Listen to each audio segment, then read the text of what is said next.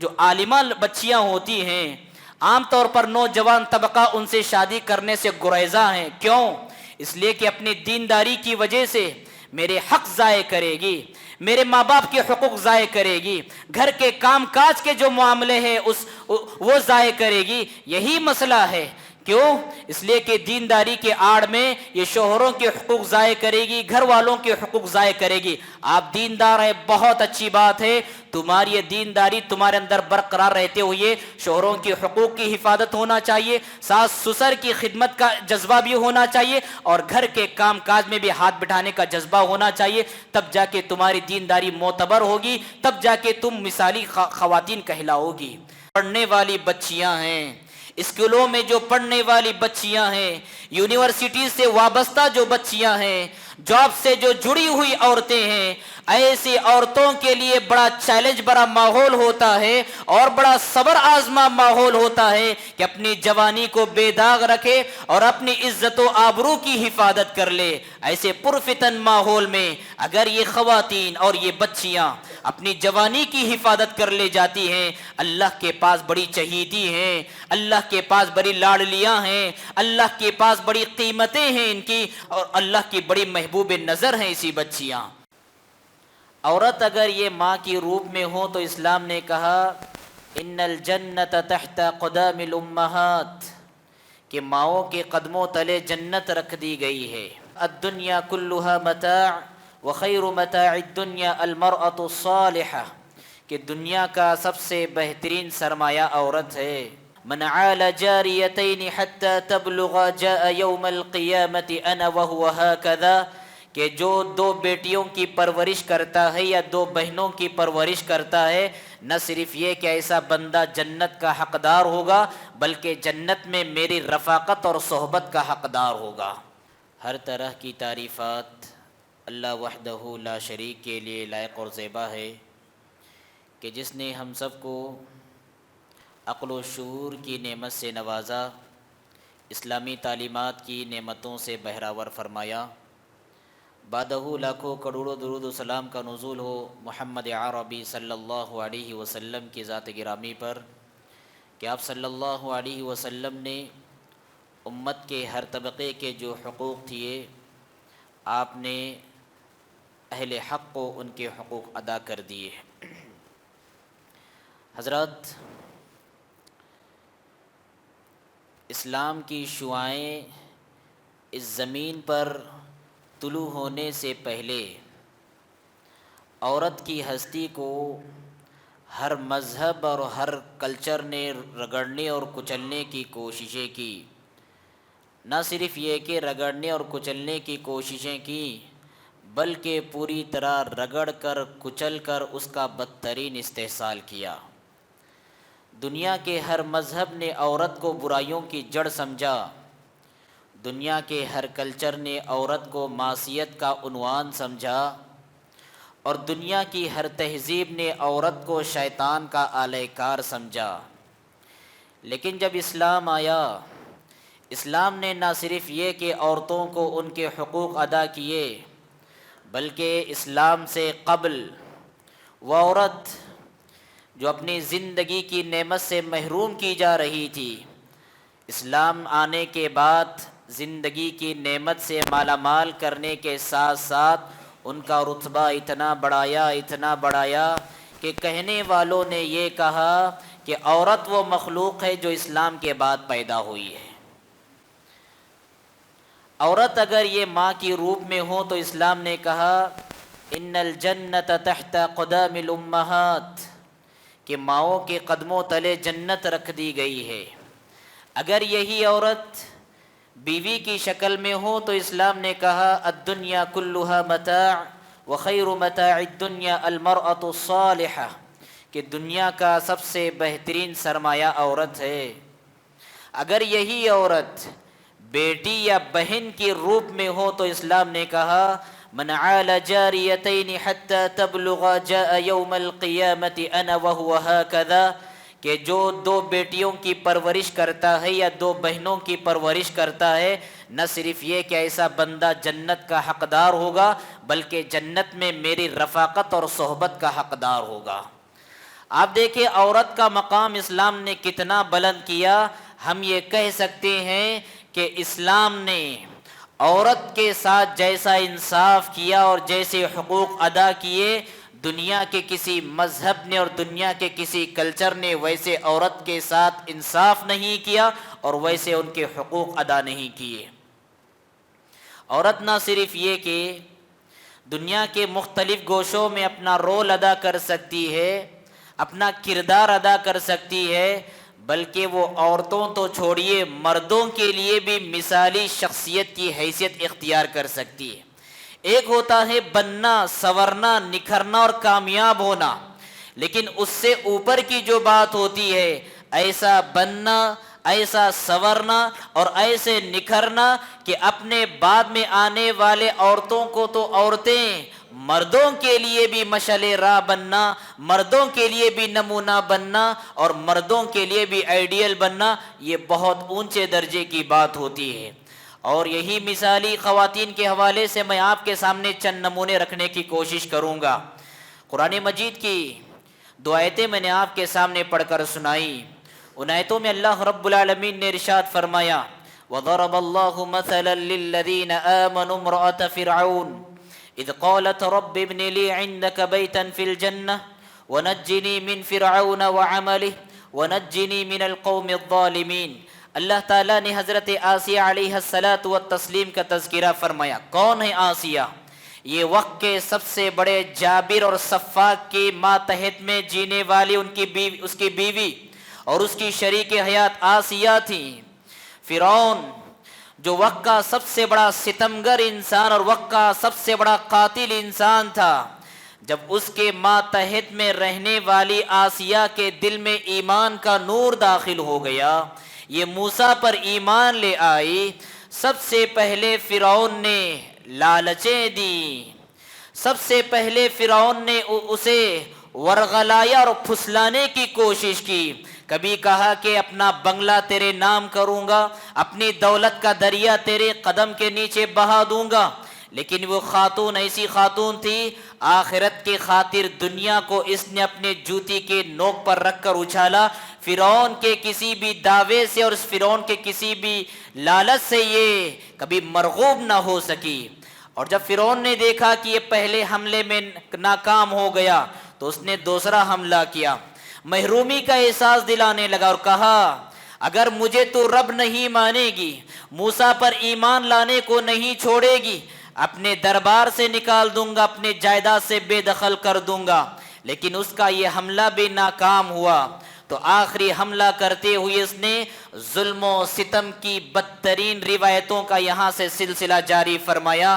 اور یہی وقت تھا جب یہ اللہ کی بندی اللہ کو پکار رہی تھی اور کہہ رہی تھی رب ابن لی عندک بیتا فی الجنہ، اے میرے پروردگار میں نے تیری خاطر فرعون کے آسائش کو قربان کر دیا، فرعون کے دربار کو قربان کر دیا اور فرعون کے بنگلے کو میں نے چھوڑ دیا، لہٰذا اس قربانی کے نتیجے میں میرے لیے اپنے پاس ایک محل تیار فرمانا.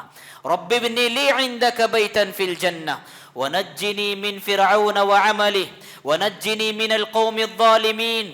فرعون سے مجھے نجات دلا دے، فرعون کی پولیس سے مجھے نجات دلا دے اور فرعون کی ظالم قوم سے مجھے نجات دلا دے. یہ آسیہ علیہ الصلاۃ والتسلیم کا یہ کردار اور یہ ان کا کارنامہ ہماری ماں اور بہنوں کو سب سے پہلا اور بنیادی پیغام یہ دیتی ہے، حالات چاہے جیسے ہوں، تقاضے چاہے جیسے ہوں، آفتیں چاہے جیسی ہوں، فتنے چاہے جیسے ہوں، مصیبتیں چاہے جیسی ہوں اور بیماریاں چاہے جیسی ہو، ایک عورت سب کچھ قربان کر سکتی ہے لیکن اپنے توحید کو کبھی گوارا نہیں کر سکتی. وہ سب کچھ لٹا سکتی ہے، وہ سب کچھ قربان کر سکتی ہے لیکن اپنے ایمان سے کبھی، اپنے توحید سے کبھی سمجھوتا نہیں کر سکتی، اپنے تقوی سے کبھی سمجھوتا نہیں کر سکتی. یہ حضرت آسیہ علیہ السلام و مثالی خاتون تھی جن کا تذکرہ اور جن کا کارنامہ قیامت کی صبح تک آنے والی خواتین کے لیے ایک مشعل راہ ہے. حضرات اسی طرح مثالی خواتین میں ایک بہت نمایاں نام جن کا تذکرہ اللہ رب العالمین نے قرآن میں کرتے ہوئے یہ فرمایا وَمَرْيَمَ ابْنَتَ عِمْرَانَ الَّتِي أَحْصَنَتْ فَرْجَهَا فَنَفَخْنَا فِيهِ مِنْ رُوحِنَا وصدقت بکلمات ربها وکتبہ وکانت من القانتین. یہ مریم بنت عمران، یہ ایسی خاتون، یہ ایسی اللہ کی پیاری، اسلام کی شہزادی اور اللہ کی لاڈلی خاتون تھی، سبحان اللہ، کہ ملائکہ آسمان سے اس خاتون کے پاس آ کر باتیں کیا کرتے تھے. اذ قالت الملائکۃ یا مریم، سبحان اللہ، ملائکہ آسمان سے اتر کر اس خاتون سے گفتگو کیا کرتے تھے. اور اسلامی تاریخ کی یہ واحد ایسی خاتون ہے جس کا نام اللہ رب العالمین نے قرآن میں بیان فرمایا. اسلامی تاریخ میں جتنی بھی خواتین آئی ہیں اللہ نے ان کا تذکرہ کیا، لیکن کسی خاتون کا نام اللہ رب العالمین نے قرآن میں بیان نہیں فرمایا.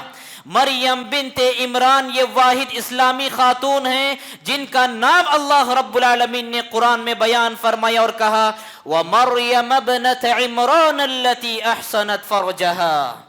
اور یہ واحد خاتون ہیں کہ جس کی پاک دامنی کی گواہی اللہ نے عرش پر سے دی ہے، جس کی طہارت کی گواہی اللہ نے عرش پر سے دی ہے، جس کی بے داغ زندگی کی گواہی اللہ نے عرش پر سے دی ہے، اور جن کی بے مثال زندگی کی مثال اللہ رب العالمین نے عرش پر سے دی ہے.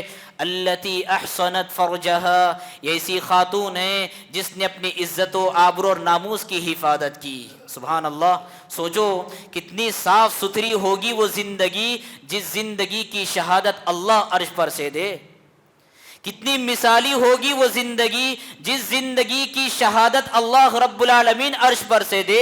وَمَرْيَمَ ابْنَتَ عِمْرَانَ الَّتِي أَحْصَنَتْ فَرْجَهَا، یہ ایسی خاتون ہے جو اپنی عزت و آبرو کی بڑی محافظ ہوا کرتی تھی.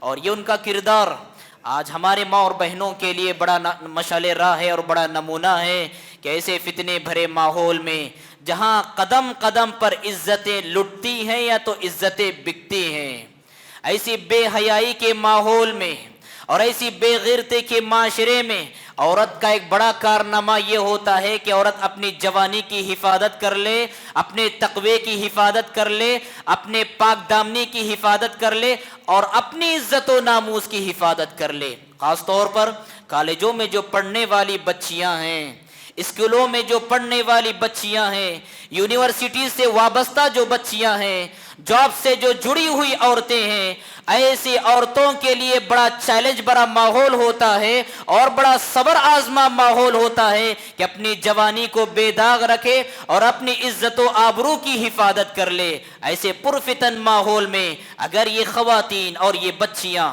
اپنی جوانی کی حفاظت کر لے جاتی ہیں، اللہ کے پاس بڑی چہیتی ہیں، اللہ کے پاس بڑی لاڈلیاں ہیں، اللہ کے پاس بڑی قیمتیں ہیں ان کی، اور اللہ کے پاس بڑی محبوب اور اللہ کی بڑی محبوب نظر ہیں اسی بچیاں. حضرت مریم بنت عمران کا، ان کی زندگی کا یہ بنیادی سبق یہ ہے کہ عورت اپنی زندگی میں کوئی کارنامہ کرے نہ کرے، اپنی عزت و آبرو کی حفاظت کر لے، اس کی زندگی کا بڑا کارنامہ ہوگا یہ. اسی طرح سے حضرات مثالی خواتین میں ایک بہت نمایاں نام، اور یہ نام وہ نام کہ جس پر اللہ بھی عرش پر سے سلام بھیجا کرتا تھا، جس پر کہ جبرائیل بھی سلام بھیجا کرتے تھے. اسلامی تاریخ کی انتہائی دور اندیش خاتون، انتہائی ذہین خاتون، انتہائی مالدار خاتون اور انتہائی فراست والی خاتون، جن کا نام اسم گرامی مائی خدیجہ رضی اللہ تعالیٰ عنہا تھی. اللہ کے رسول صلی اللہ علیہ وسلم ایک مرتبہ پہلی وحی کے بعد اضطراب اور بے چینی کی حالت میں آپ کے پاس آئے اور کہنے لگے کہ مجھے اپنی جان کا خطرہ لاحق ہونے لگا ہے، میں اپنے آپ پر خوف محسوس کر رہا ہوں. یہ وہ خاتون تسلی کی چادر کو آپ کے اوپر تان دیتی ہے اور اڑا دیتی ہے اور کہتی ہے کلا واللہ لن یخزیک اللہ ابدا انک لتصل الرحم وتحمل الکل وتکسب المعدوم وتقری الضیف وتعین علی نوائب الحق. نہیں ہے میرے شوہر نامدار، نہیں، ہرگز نہیں، اللہ کی قسم اللہ آپ کو ذلیل نہیں کرے گا، اللہ آپ کو رسوا نہیں کرے گا. آپ کے اندر ایسی خوبیاں ہیں، آپ کے اندر ایسے کمالات ہیں، بہت کم مردوں میں اور بہت کم لوگوں میں ایسے کمالات اور خوبیاں پائی جاتی ہیں. انک لتصل الرحم. معاشرہ اس وقت आपस में कते ताल्लुक पर जुड़ा हुआ है और कते ताल्लुक की फजाएं आबाद हैं जिस मुआशरे में, ऐसे मुआशरे में रहते हुए आप रिश्तेदारियों का पास लिहाज करते हैं, रिश्तेदारियों को निभाते हैं। व तहमिलुल कल, सारा मुआशरा अपना बोझ अपन उठाने में लगा हुआ है। आपकी खूबी ये है जो बोझ उठा नहीं सकता आप उसका बोझ अपने हाथों से उठाते हैं। व तक्सिबुल मादूम, सारा मुआशरा खुद गर्जी की लानत में मुलव्विस है, सबको अपनी अपनी कमाई धमाई की पड़ी हुई है, लेकिन आपकी खूबी ये है मादूमों को, महरूमों को, बेकसों को और नादारों को आप कमा कर अता करने वाले हैं। व तक़री ज़ैफ़, और मेहमानों की मेहमान नवाजी करने वाले हैं। व तुईनु अला नवाइबिल हक़, ये ज़माना कदम कदम पर हक़ के लुटने का ज़माना है, बातिल हक़ पर गालिब आ चुका है।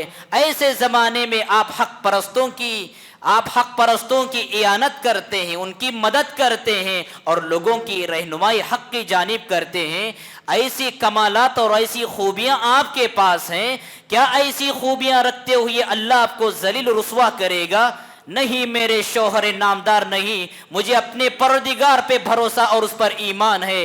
कल्ला वल्लाहि ला युख्ज़ियकल्लाहु अबदा, अल्लाह आपको कभी जलील नहीं कर सकता, अल्लाह आपको कभी रुस्वा नहीं कर सकता। सुभान अल्लाह, क्या दर्स मिलता है हम सबको, हमारी माँ और बहनों को इस हयात में और इस कारनामे क्या पैगाम मिलता है कि वो खातून मिसाली खातून है जो अपने शौहरों के लिए वाकई मानों में मिसाली सुकून फराहम करती है, मिसाली रहमत का पहलू अपने पास रखती है, नर्म ज़बान रखती है और अच्छे अखलाक और अच्छा किरदार अपने पास रखती है, अपने शौहरों के हवाले से नरम गोशा रखती है। ऐसी खातून मिसाली खातून है।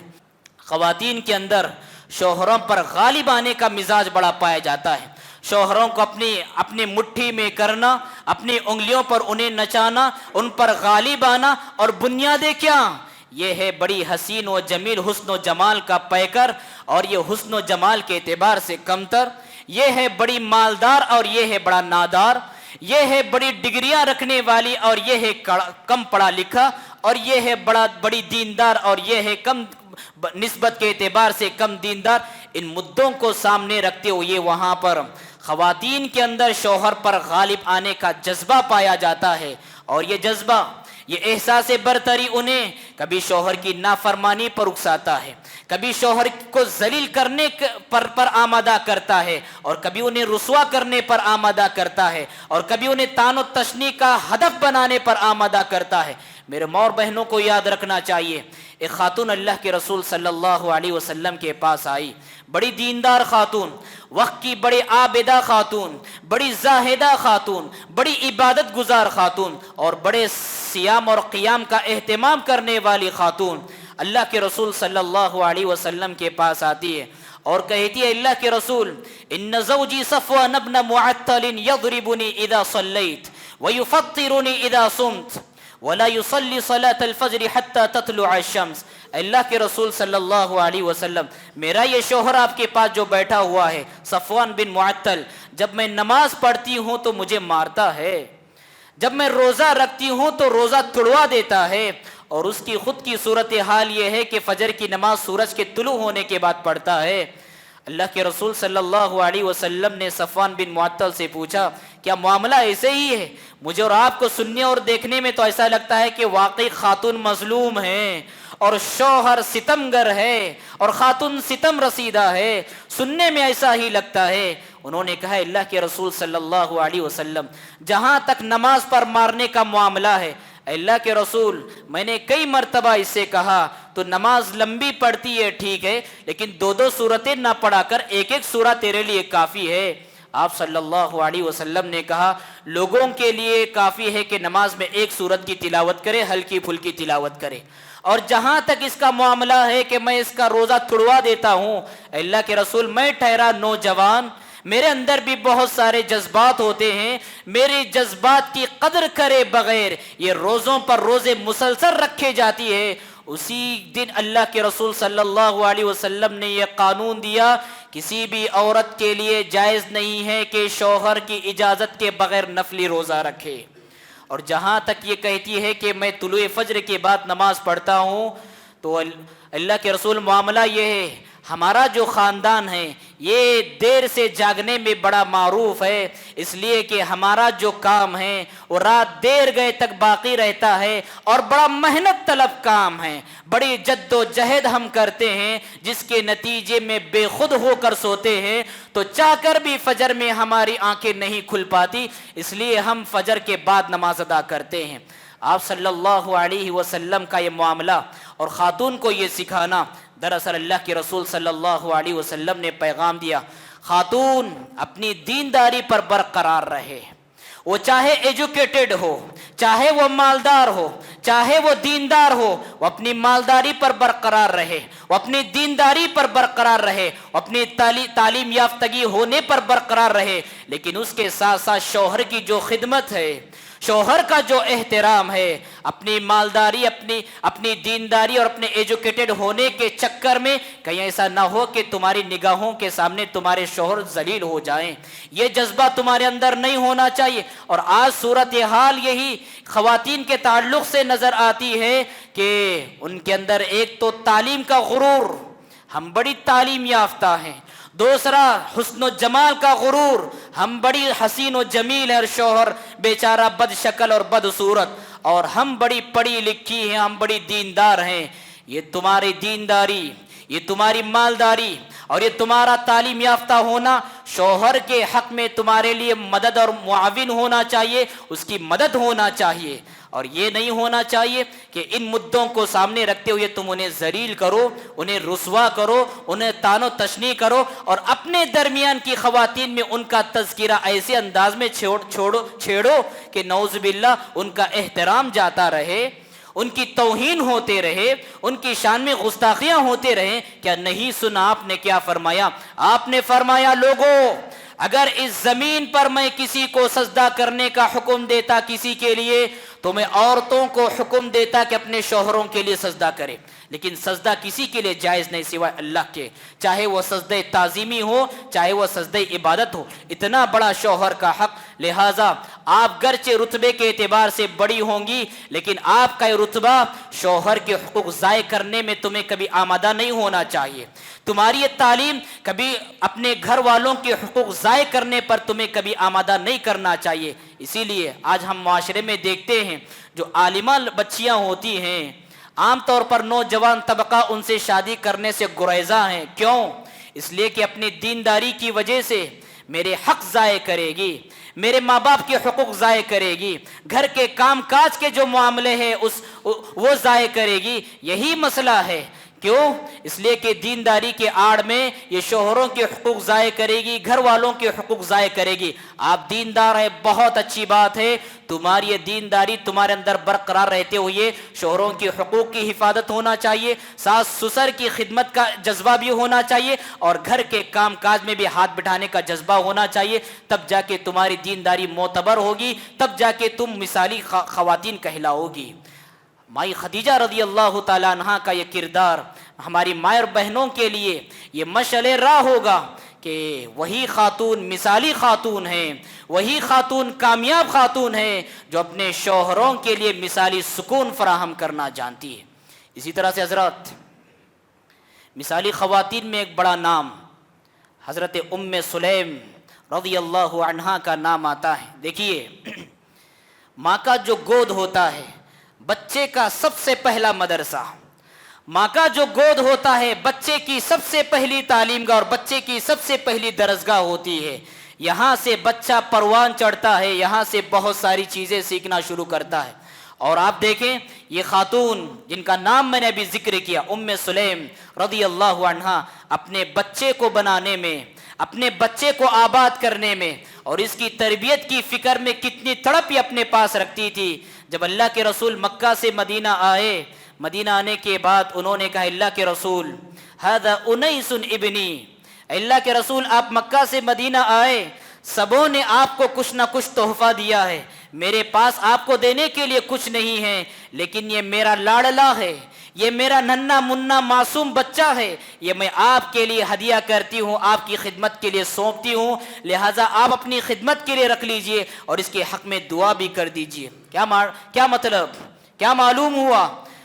ام سلیم رضی اللہ عنہا، یہ ایسی خاتون تھی، نہ صرف اس نے یہ کہ اپنے بچے کے لیے اللہ کے رسول صلی اللہ علیہ وسلم کی خدمت کا موقع فراہم کیا، بلکہ اس سے کہیں آگے بڑھ کر دنیا کی سب سے بہترین درسگاہ اپنے بچے کو سونپی، اس نے دنیا کا سب سے بہتر مربی ان کے حوالے کیا اور دنیا کا سب سے بڑا معلم آپ کے سپرد کیا۔ ایک ماں کی یہ تڑپ ہوتی ہے، دنیا آباد کرنے سے زیادہ، دنیا اپنے سنوارنے سے زیادہ آخرت آباد کرنے کی فکر اگر ماں کے اندر ہو، واقعی معنوں میں ذمہ دار ماں اسے کہتے ہیں، مثالی ماں اسے کہتے ہیں، جو اپنے بچوں کی دنیا بنانے زیادہ آخرت بنانے کی فکر رکھتی ہو۔ اور ماؤں کے لیے ضروری ہے 3 اداروں پر کڑی نظر رکھے۔ سب سے پہلا ادارہ اپنے گھر کا ادارہ، بچے یہاں پلتے ہیں، یہاں سے بڑھتے ہیں، اور دوسرا ادارہ گلی کوچے اور معاشرے کا ادارہ، اس لیے کہ ہمارے بچوں کا زیادہ تر وقت ان کے دوستوں میں گزرتا ہے، اور تیسرا ادارہ اسکول اور کالجز کا ادارہ۔ یہ 3 ادارے اگر ماں کی نگاہ، تربیت کی ذمہ داری گرچہ ماں باپ کی ہے، لیکن زمینی صورتحال یہ معلوم ہوتی ہے کہ مرد جو ہے اپنا اکثر وقت اپنے گھر سے باہر کی زندگی میں گزارتا ہے، لیکن ماں چونکہ گھر میں رہتی ہے اس لیے تربیت کی زیادہ اہل ماں قرار پاتی ہے، لہٰذا ماں کے لیے 3 اداروں پر کڑی نظر رکھنا ضروری ہے۔ میرے بچے میرے ساتھ رہ کر کیا سیکھ رہے ہیں اور مجھے کیا سکھانا ہے، میرے بچے دوستوں کے پاس سے آتے ہیں تو کیا بولتے ہیں، ان کے خیالات کیا ہوتے ہیں اور کس کے ساتھ آتے جاتے ہیں، میرے بچے جب اسکول سے لوٹتے ہیں تو کیا کیا تعلیم حاصل کر کے آتے ہیں، کیسے کیسے افکار و نظریات کو لے کر آتے ہیں۔ ماؤں کی بنیادی ذمہ داریوں میں سے بہت بنیادی ذمہ داری ہے اپنے بچوں کی تربیت کی فکر۔ اسی طرح سے حضرات، مثالی خواتین میں ایک نمایاں خاتون حضرت عطا بن ابی رباح، دیکھیں ابن قیم رحمۃ اللہ علیہ فرماتے ہیں کسی بھی انسان کی اگر اہمیت معلوم کرنا ہو، اس کے مطلوب کو معلوم کر لو، اس کے انتخاب کو معلوم کر لو کہ کیا چیز وہ لیتا ہے اور کیا چیز وہ چھوڑتا ہے، کس کو اپناتا ہے اور کس کو ٹھکراتا ہے۔ یہ چیز بتلاتی ہے کہ انسان کتنی قدر والا ہے اور انسان کتنی عظمت والا ہے۔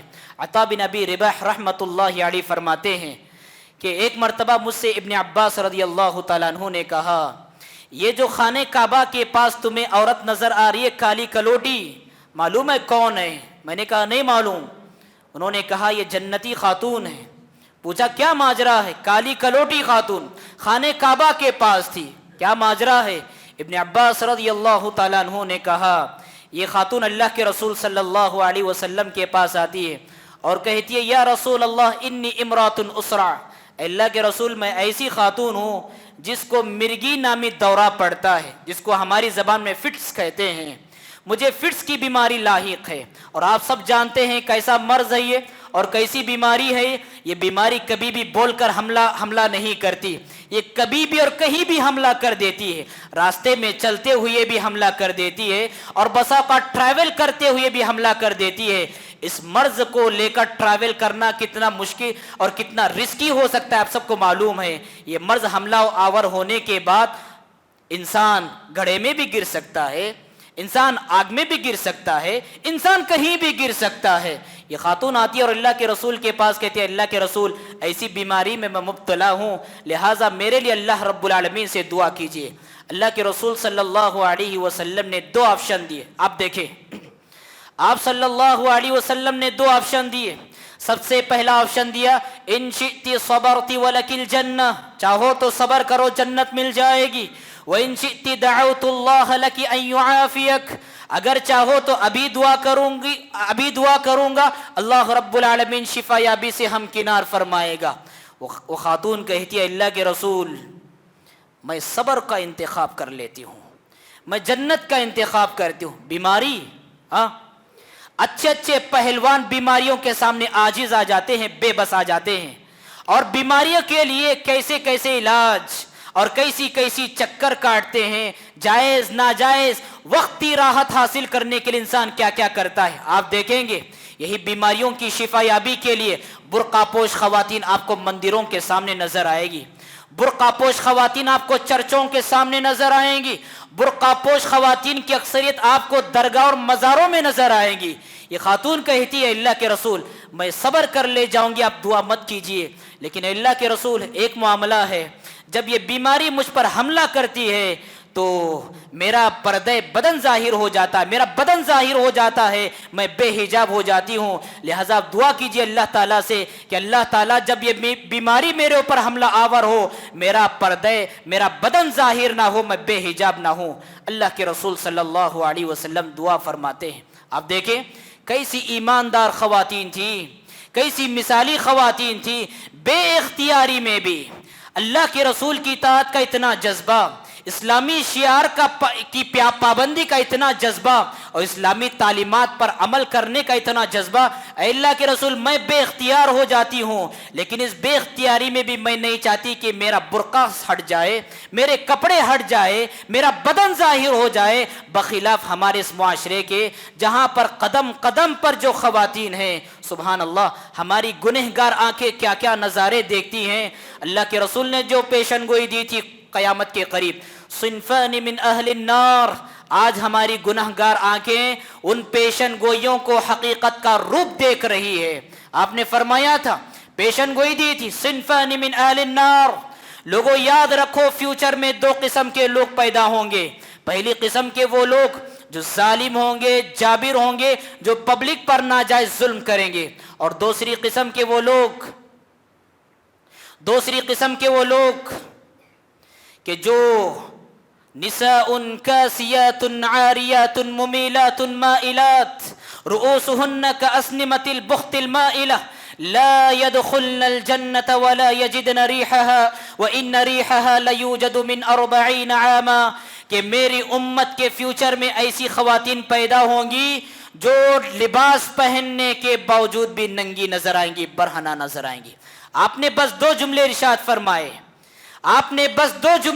फरमाए, कासियातुन आरियात, लिबास पहनने के बावजूद भी नंगे नजर आएंगी। और आज खवातीन के जो नए नए लिबास के फैशन हमारे दर आ रहे हैं, आप पूरा लिबास का फैशन देख लीजिए। अल्लाह के रसूल ने दो जुमलों में सारे फैशन के लिबास के सारे फैशन को सुमो कर रख दिया।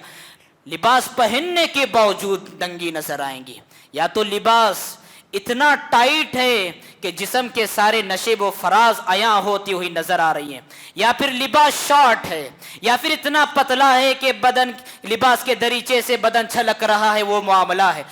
मौजूदा जमाने का सारा बेहयाई पर मबनी लिबास, उसको अल्लाह के रसूल सल्लल्लाहु अलैहि वसल्लम ने दो जुमलों में समेटा और कहा, जो ऐसी खवातीन आएंगी कल क़यामत के करीब, इनका अंजाम क्या होगा। ऐसी खवातीन जन्नत में जाना तो दूर की बात, जन्नत की महक भी नहीं सुन पाएगी, और जन्नत की महक 40 साल की मसाफत की दूरी से आ रही होगी।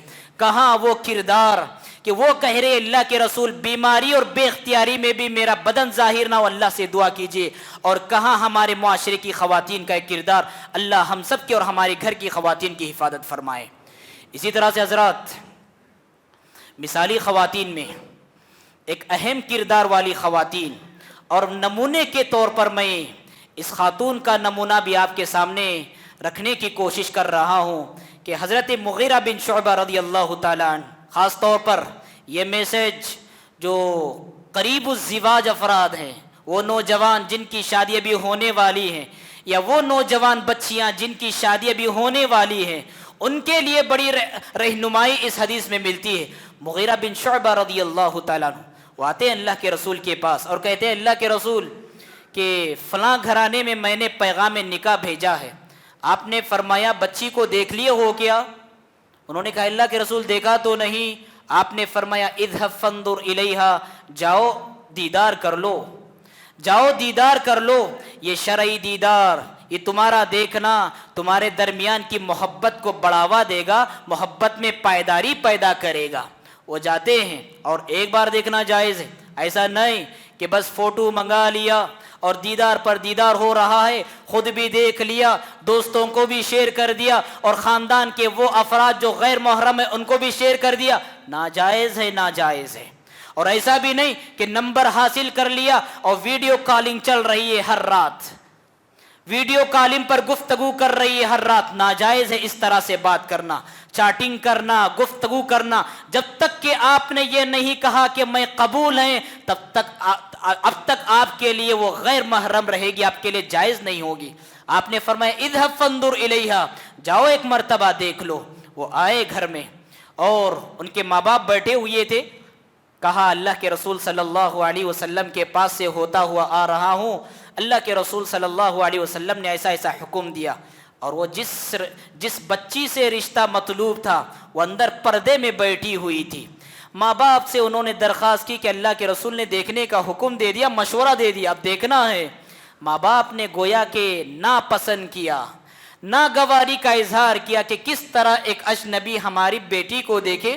ہمارا کلچر تو ایسا نہیں، ہم پردے کا بڑا اہتمام کرتے ہیں، ہم نے نہ ایسے اپنے باپ دادا سے تربیت پائی، نہ ہم نے اپنی بچی کی تربیت ایسے کی، لہٰذا انہوں نے گویا کہ ناپسندیدگی کا اظہار کیا۔ بچی اندر تھی، سارا ماجرا سن رہی تھی، بچی نے بھانپ لیا کہ میرے ماں باپ اس معاملے میں تردد کر رہے ہیں، تھوڑا پسو پیش کر رہے ہیں۔ بچی نے پردے کے پیچھے سے کہا اللہ کے بندے، مغیرہ بن شعبہ سے کہا اللہ کے بندے، اگر اللہ کے رسول نے تجھے دیکھنے کا حکم دیا ہے تو تو دیکھ سکتا ہے، اگر اللہ کے رسول نے مشورہ نہیں دیا، حکم نہیں دیا، اس کے باوجود بھی تو دیکھ رہا ہے، اللہ کا واسطہ دے کر میں تجھ سے کہتی ہوں کہ تو باز آ جا۔ اللہ اکبر! کیسی ایمان والی خواتین تھی، کیسی حیادار خواتین تھی، کیسی پردادار خواتین تھی۔ ایک تو یہ اپنے مزاج کے خلاف ہونے کے باوجود بھی اللہ کے رسول صلی اللہ علیہ وسلم کی شریعت کا اتنا پالن کہ اگر اللہ کے رسول نے حکم دیا ہے تو دیکھ سکتی ہے۔ کس قدر اللہ کے رسول کی فرما بردار تھی اور کس قدر با حیا اور با حجاب ہوا کرتی تھی۔ آج کے زمانے میں برخلاف ہمارے گھر کے سرپرست اپنے بچیوں کو جان بوجھ کر بے پردہ ہو کر اسی لیے نکالتے ہیں، کوئی پسند کرے دیکھ کر اس کی خوبصورتی کو، کوئی دیکھ کر اسے پسند کرے اس سے شادی کر لے، عمدن جان بوجھ کر اپنی بچیوں کو بے پردہ باہر نکالتے ہیں۔ کہاں یہ کردار اور کہاں وہ اسلاف امت کی ماں اور بہنوں کا وہ کردار؟ کتنا بڑا فرق ہے ان دونوں کرداروں میں۔ اگر آپ مثالی بہن بننا چاہتی ہیں، مثالی بیٹی بننا چاہتی ہیں اور مثالی ماں بننا چاہتی ہیں، اسلاف امت کی بہنوں اور ماؤں کے یہ حیات آپ کو ان کے یہ چرچے، ان کے تذکرے اور ان کے فضائل اور ان کی خوبیاں اپنی زندگی میں آپ کو لانا پڑے گا۔ آخری حوالہ بول کر اپنی بات کو ختم کرتا ہوں۔ اللہ کے رسول صلی اللہ علیہ وسلم کے زمانے کی خوبیوں میں خوبی یہ تھی، ماں عائشہ صدیقہ رضی اللہ تعالی عنہا نے فرمایا نعم النساء نساء الانصار لم یمنعہن الحیاء ان یتفقہن فی الدین۔ انصار کی عورتیں کتنی مثالی عورتیں ہیں، انصار کی خواتین کتنی عظیم خواتین ہیں اور کتنی پیاری خواتین ہیں کہ دینی مسائل جاننا، دین کا علم حاصل کرنا، اپنے مخصوص مسائل کے بارے میں جانکاری حاصل کرنا، کبھی شرم و حیا ان کے درمیان آڑے نہیں آتی۔ کتنی باحیا خواتین، کتنی عظیم خواتین اور کتنی مثالی خواتین ہیں۔ اس حدیث کی روشنی میں میں اپنی ماں اور بہنوں کو پیغام دینا چاہتا ہوں، جتنی بھی برائیوں کی جڑ ہے وہ جہالت کی بنیاد پر ہوا کرتی ہے۔ اگر آپ دینی تعلیم سے جڑ جائیں، اور افسوس کے ساتھ کہنا پڑتا ہے بس اوقات مائیں بہنیں 30 سال 40 سال 50 سال اور عمر عزیز کی آخری گنتیاں گن رہی ہوتی ہیں، لیکن اپنے مخصوص مسائل کا اب تک نہیں معلوم ہوتا۔ پردے کی مجھے کس سے پردہ کرنا ہے، مجھے کس سے حجاب کرنا ہے، اب تک نہیں معلوم۔ میرے جو مخصوص ایام میں کیا چیز کرنا ہے اور کیا چیز نہیں کرنا ہے اب تک نہیں معلوم۔ حالت نفاس کے مسائل، حیض کے مسائل اب تک نہیں معلوم۔ کتنی افسوس کی بات۔ اور اس سے آگے بڑھ کر یہ کہ عقیدے کی بنیادی تعلیمات نہیں معلوم۔ یہی وجہ ہے کہ جب بچہ ننھا منا بچہ ان کے گود میں ہوتا ہے، نظر بد سے بچانے کے لیے کیا کرتی ہیں؟ کبھی کاجل کا ٹیکا لگا لیا، کبھی کالا دھاگا گلے میں باندھ دیا، کبھی منکوں والا دھاگا ہاتھ میں باندھ دیا۔ عقیدے کی بنیادی تعلیمات اتنی مختصر اور اہم تعلیم نہیں معلوم؟ اللہ کے رسول اپنے نوازوں کو نظر بد سے بچانے کے لیے اعیذکما بکلمات اللہ التامہ من کل شیطان وہامہ ومن کل عین لامہ، یہ پڑھ کر دم کیا کرتے تھے۔ اتنی بنیادی تعلیم نہیں معلوم ہماری موجودہ خواتین کو؟ لہٰذا خواتین کے لیے بہت زیادہ ضروری ہے۔ الحمدللہ میں نے سنا ہمارے مرکز اسلامی میں، ہماری اس مسجد میں خواتین کے لیے ایک پروگرام ترتیب دیا جا رہا ہے 2 بجے سے لے کر 4 بجے تک۔ میں ساری ماں اور بہنوں سے کہنا چاہوں گا ساری کی شراکت داری اپنی یہاں پر لازمی بنائیے۔ دینی تعلیم سے آپ جڑیں گی، آپ کا گھرانہ اسلامی ہو جائے گا، آپ کی نسلیں اسلامی بن جائے گی، آپ کی آخرت آباد ہو جائے گی، جہنم سے آپ بچ جائے گی، اور ساتھ ہی ساتھ اپنی نسلوں کی ایسی تربیت کرے گی کہ معاشرے میں آنے والا ہر مرد آپ کی گود سے ہوتے ہوئے آئے گا اور کامیابی کے مظاہرے کرے گا اور کامیابی کے کارنامے انجام دے گا۔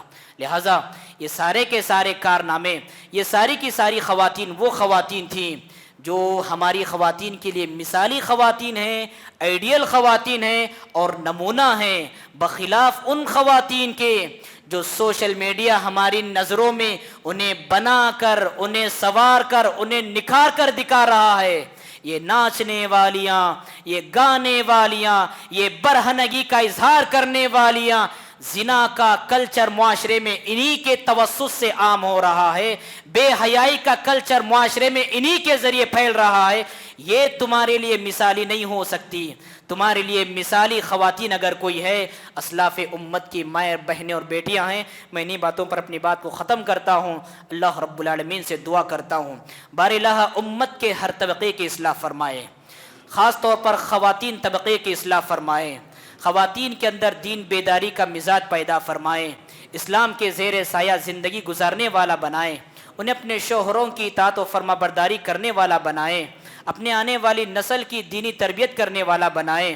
بار الہ ہم سب کو جب تک رکھے اسلام کے زیر سایہ رکھے، جب اس دنیا سے اٹھا لے تو آخری وقت میں کلمہ لا الہ الا اللہ زبان پر جاری و ساری ہو۔ اقول قولی ھذا واستغفر اللہ لی ولکم ولسائر المسلمین فاستغفروہ انہ ھو الغفور الرحیم۔